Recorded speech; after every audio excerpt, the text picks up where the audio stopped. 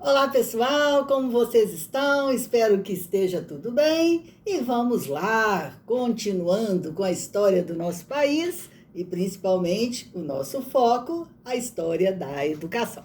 E aí, hoje nós vamos falar sobre o período imperial e a formação da elite, que é um período que vai de 1822 até 1831. Então, como a gente falou na aula anterior, né, os portugueses estavam muito bravos porque o Brasil estava crescendo muito às custas de Portugal, a abertura dos portos, né? Lembra que eu falei do interesse da Inglaterra, né? Então, eles queriam realmente que a corte voltasse para Portugal, né? Só que os moradores, né, os portugueses, os moradores aqui do Brasil, eles defendiam que a corte ficasse aqui, porque era mais interessante, era melhor, e eles estavam vendo que o desenvolvimento tinha aumentado depois que a família real veio aqui para o Brasil, né? E, na verdade, o Dom João, ele estava meio lá e meio cá, né? Ele queria ficar, ele queria ser poderoso, né? Nos dois lugares, né? Mas a esposa, né, aquela pouquinho assim de bigode, ela não estava gostando muito aqui do Brasil, não. Ela estava doida para voltar para Portugal, sabe? Ela começou a falar na cabeça do Dom João VI, né? Vambora, vambora, vambora, e perturbando o marido, aquele babado todo, né? Aí acabou que o Dom João falou assim: Nossa Senhora, os portugueses falando para eu ir, essa mulher falando na minha cabeça, eu vou mesmo, né? E aí, Dom João resolveu aí.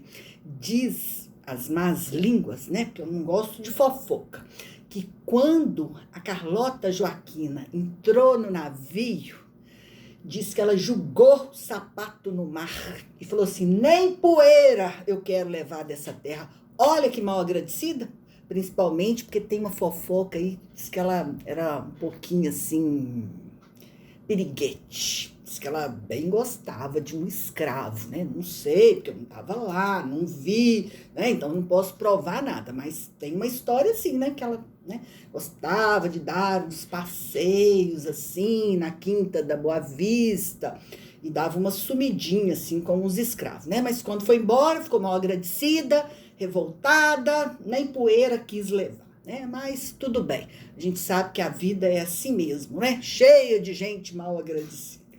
E aí, brincadeira, tá, pessoal? Papo sério, né?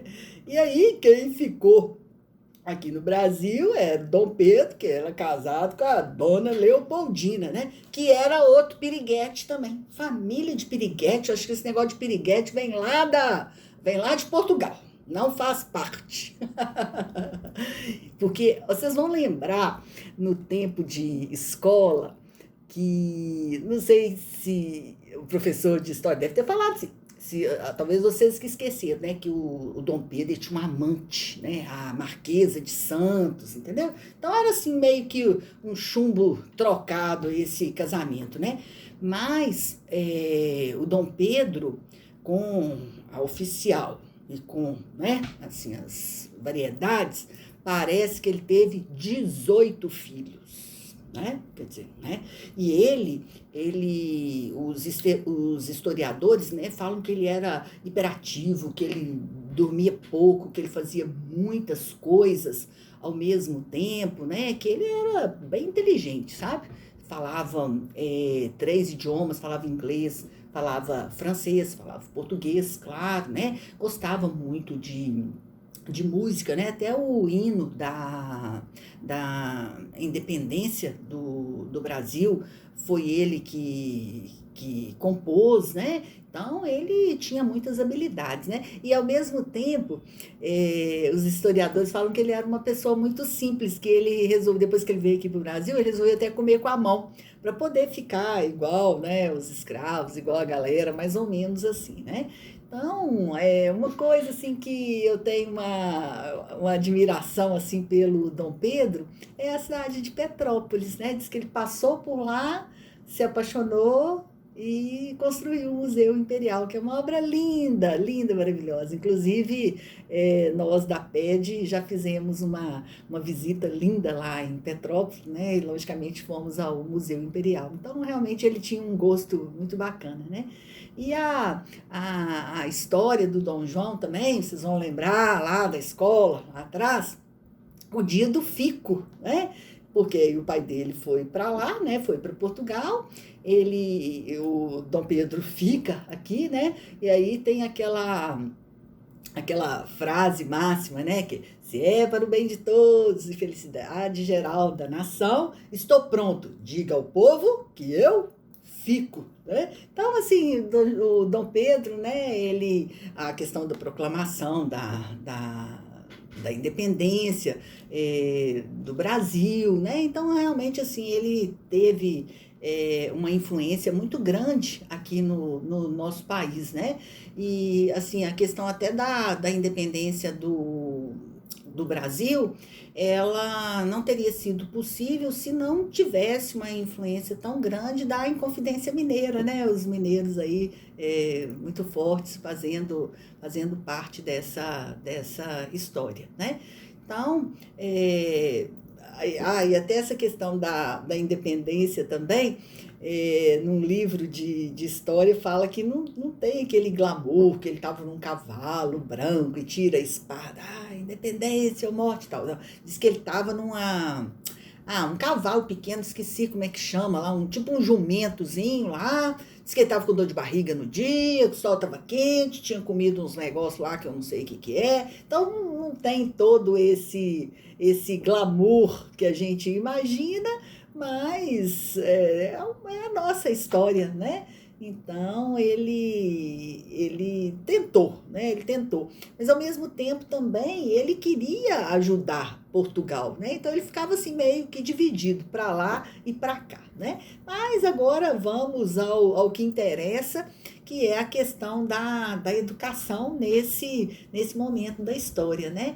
Então, a educação no período imperial, um marco, né, interessante que teve, foi em 1823, a tentativa de suprir a falta de professores, instituiu-se o método Lancaster, né, a gente vai falar sobre isso na sala, que era o ensino mútuo, e um próprio aluno, ajudava o professor a ensinar aos colegas, dividindo em grupo de 10 alunos, né?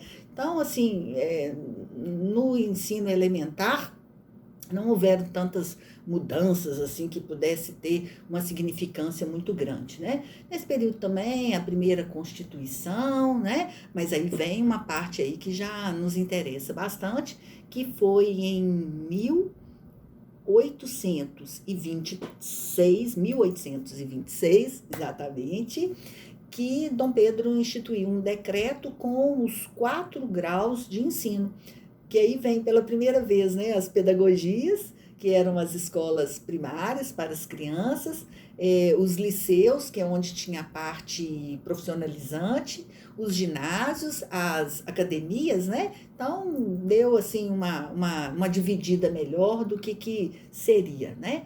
E em 1827, depois de outorgada a primeira Constituição do Brasil, determinava a criação de escola em todas as cidades, em todas as vilas, né? Mas isso não foi bem assim, não foi realizado.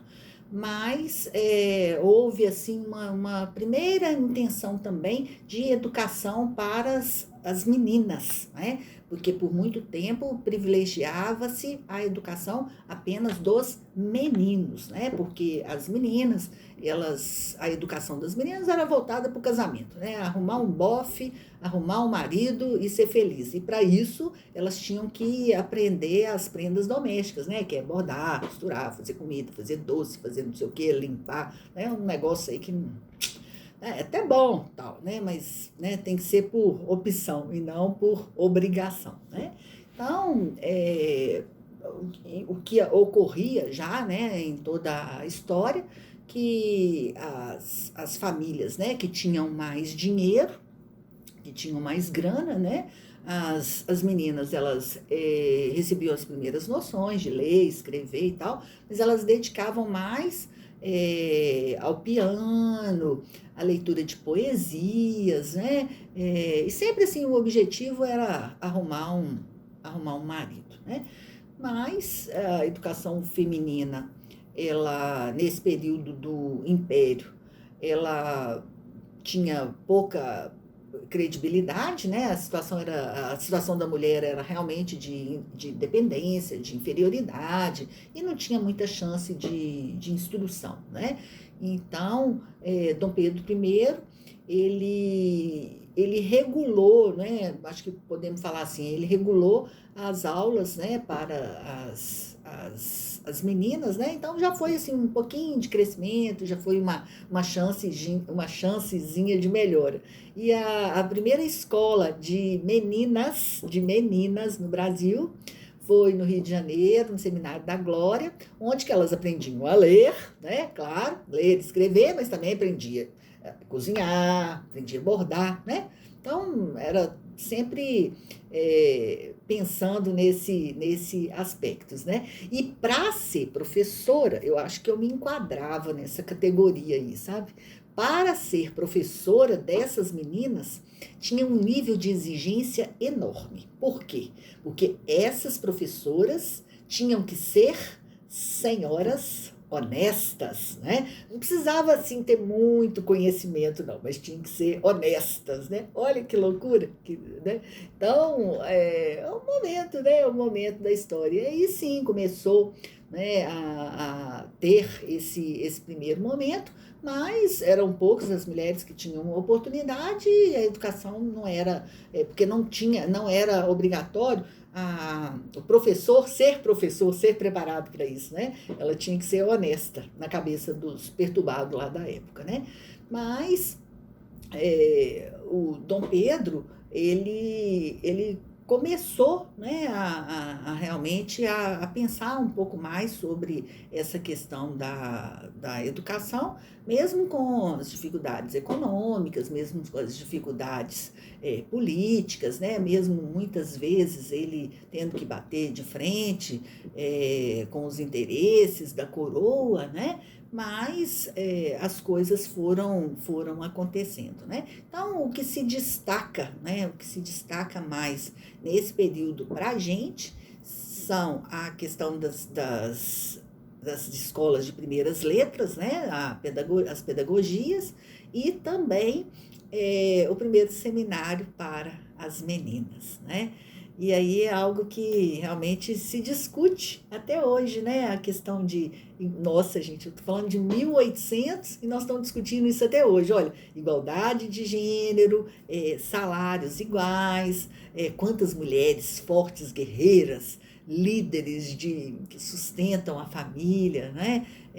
Quanto preconceito ainda existente com a mulher, mas mais de 200 anos se passaram, a gente ainda está vivendo e tem muita luta pela frente, né? Mas foi um passo lá atrás, um passo lento, mas com certeza a gente vai galgando o nosso espaço, mostrando a nossa competência, tá bom? Beijo. Tchau, tchau.